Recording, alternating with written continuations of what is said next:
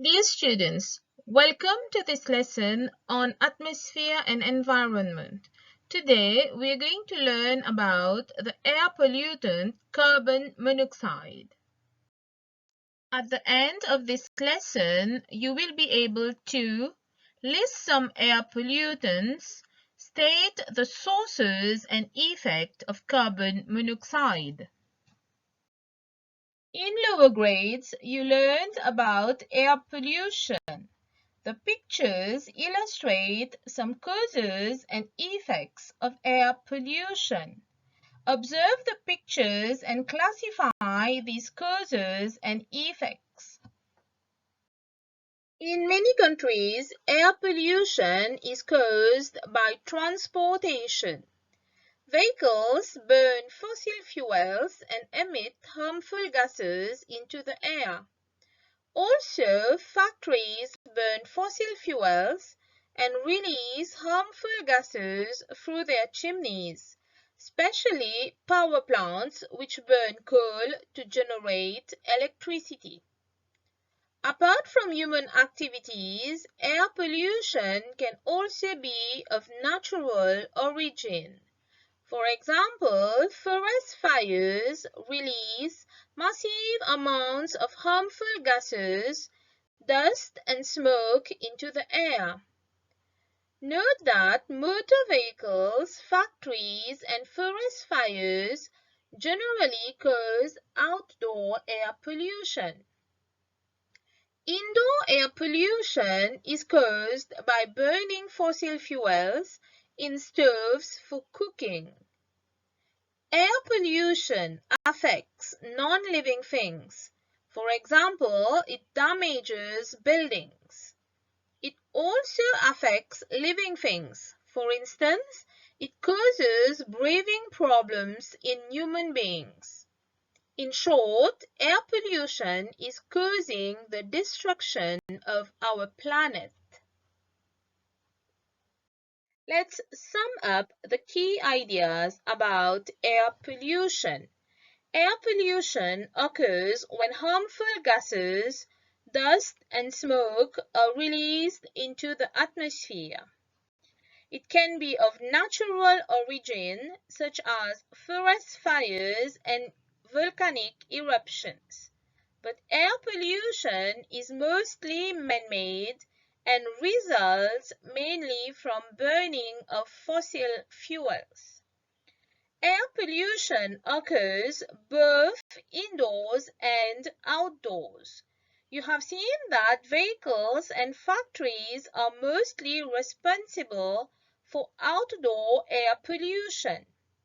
Burning fossil fuels for cooking and cigarette smoking are the major sources of indoor air pollution. Air pollution affects living things as well as non-living things.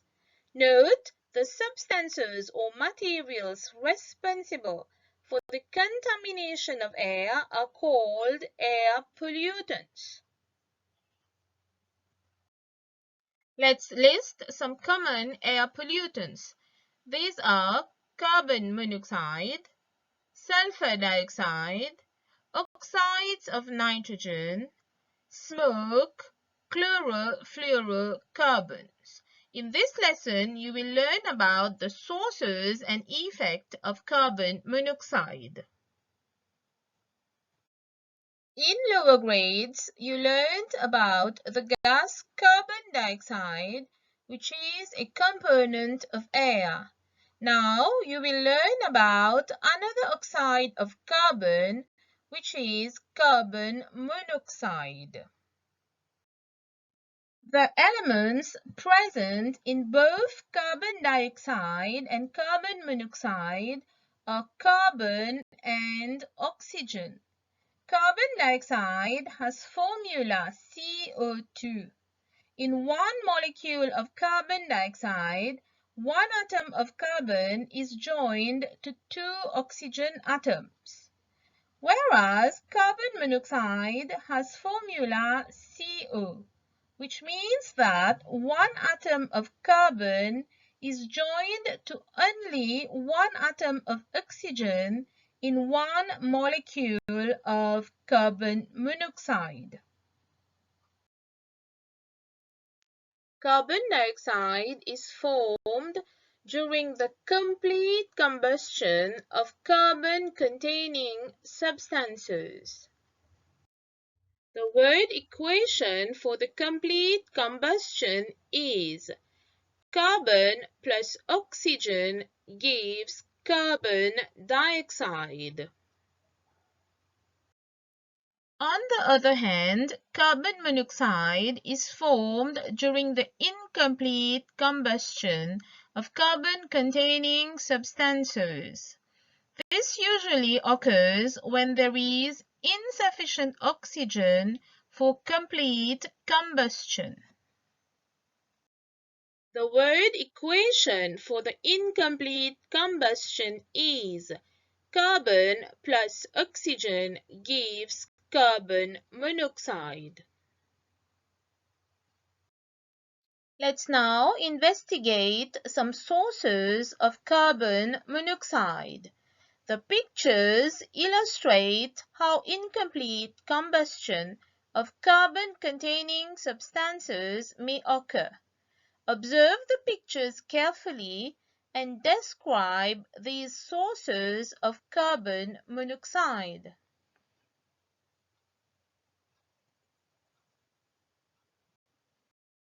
Carbon monoxide is formed in internal combustion engines of vehicles due to incomplete combustion of fuel. Operating portable generators in a closed room will result in the production of carbon monoxide since there will be insufficient oxygen in the closed room to burn the fuel completely. Using charcoal grills in a closed room leads to the incomplete combustion of the charcoal and production of carbon monoxide.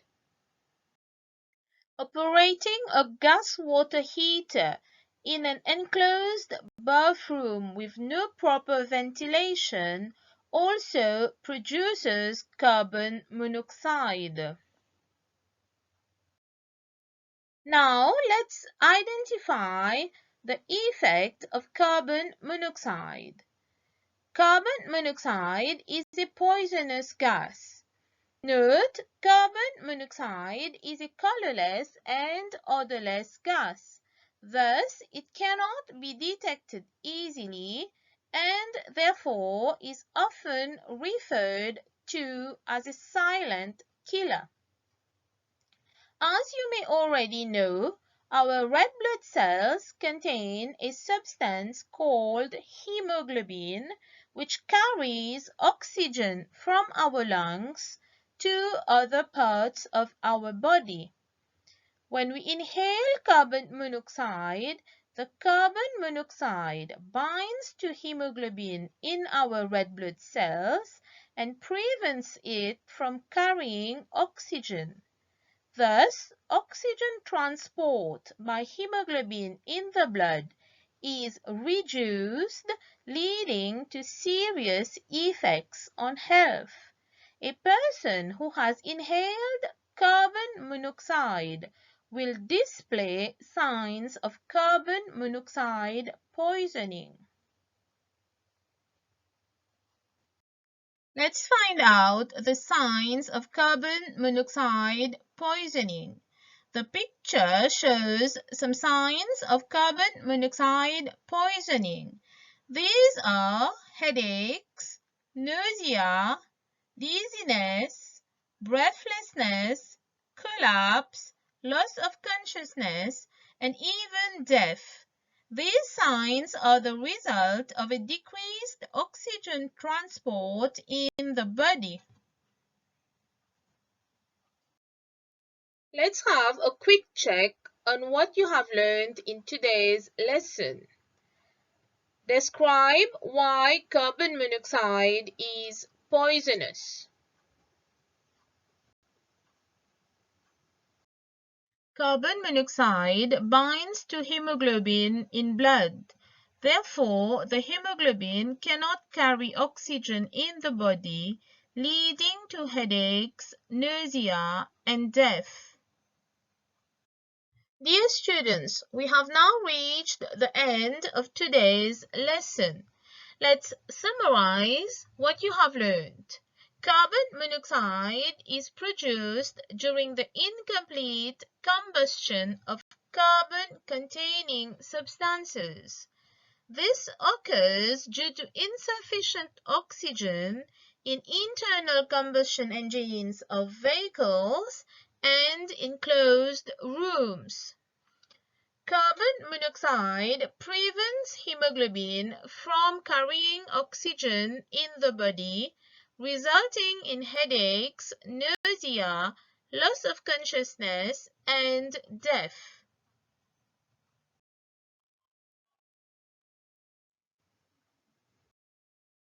This lesson was presented by Ms. Dukia, chemistry educator.